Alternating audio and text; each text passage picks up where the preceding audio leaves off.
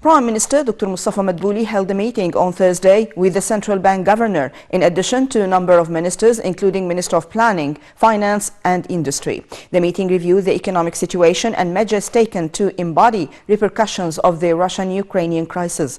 During the meeting, Madbouli reviewed measures taken by the government and the Central Bank to alleviate the negative effects of the crisis on the Egyptian economy. Moreover, the meeting discussed providing foreign currency needed for securing the necessary quantities of basic commodities needed for the local market in the coming period. On the second leg in his Asian tour, Foreign Minister Sameh Shoukry met with Singapore's Prime Minister Lee Hsien Loong in Singapore. During the meeting, Shoukry handed over a letter on behalf of President Abdel Fattah al-Sisi to Loong. The meeting tackled efforts of preparations for the COP27 conference that Egypt is hosting next November. The pair discussed means of boosting bilateral relations, with Shoukry expressing Egypt's keenness on deepening and boosting cooperation between the two countries in all fields, with the aim of serving interests of both sides. Earlier, the top diplomat held talks with his Singapore's counterpart, Vivian Balakrishnan, which tackled boosting bilateral ties. The two ministers exchanged views on a number of international and regional issues of mutual concern. Shoukry praised the level of bilateral political, economic and cultural relations as the two diplomats agreed to boost cooperation in top priority fields in the coming stage.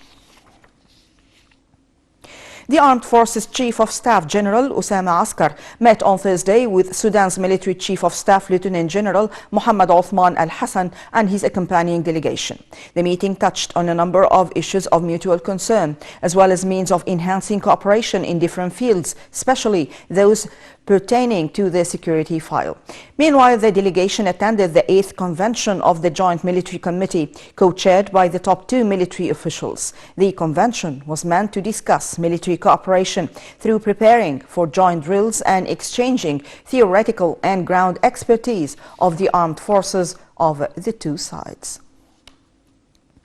The Interior Ministry issued a statement detailing the latest measures taken to control markets. It said that during the past 24 hours, 103 cases of supply fraud were lodged against violators, with over 984 tons of food supplies and construction materials confiscated. The statement said over 110 tons of hidden strategic food commodities were confiscated in the campaign, including wheat, cooking oil, sugar and rice. In the case of stealing subsidized commodities, 2 tons wheat were seized. As for overpricing cases, 611 food commodities were confiscated from violators. The statement said that as for the hiding construction materials, 86 tons of steel were detected.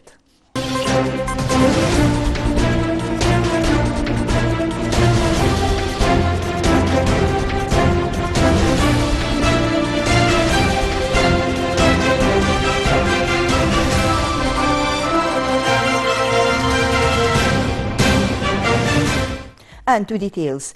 Egypt's stock market indices ended Thursday's trading session in the green zone, adding around £1.11 billion to market capitalization amid Egyptian and Arab purchases.